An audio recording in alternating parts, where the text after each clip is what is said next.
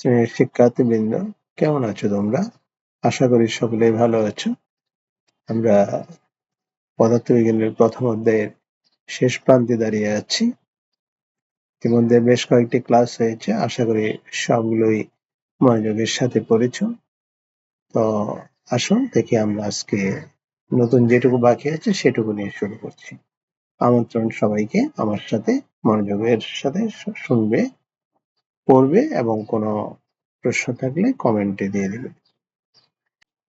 আমরা জানি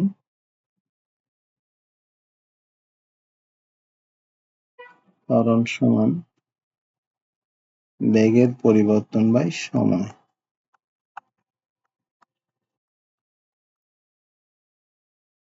বেগের পরিবর্তন বাই সময়। কেমন? তাহলে বেগের পরিবর্তন বাই সময়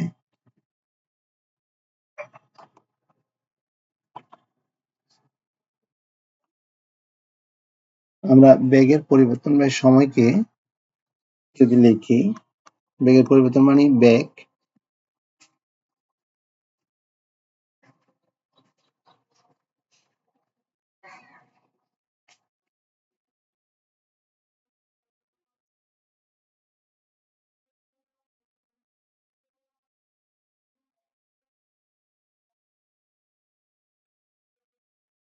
কি হয়? বেগ বাই সময়। বেগ বাই সময়। বেগ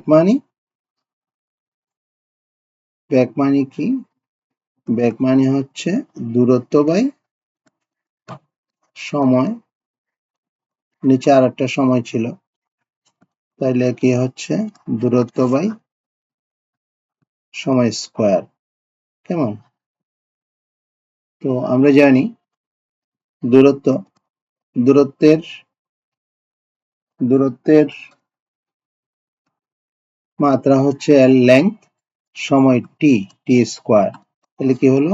এল টি to the power -2।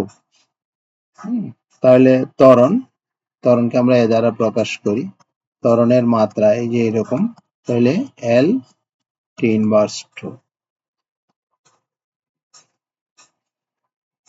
L T inverse 2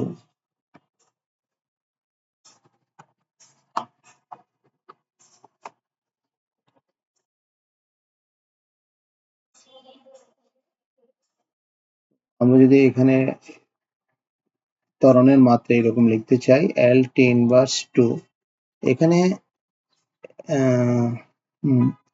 একটা বিষয় খেয়াল করো। তোমার এই জায়গাতে যে এই এল টি হলো, দেখো এল টি ইনভার্স 2, এখানে এল হচ্ছে লেংথ, একটা দৈর্ঘ্য, আর টি হচ্ছে টাইম। তাহলে ত্বরণ দৈর্ঘ্য এবং সময় দুইটি মৌলিক রাশি নিয়ে গঠিত, সে কারণে ত্বরণ একটি লব্ধ রাশি। তোমরা এইভাবে এটা ব্যাখ্যা করতে পারবে, ত্বরণের ধারণা এইভাবে নিতে পারো।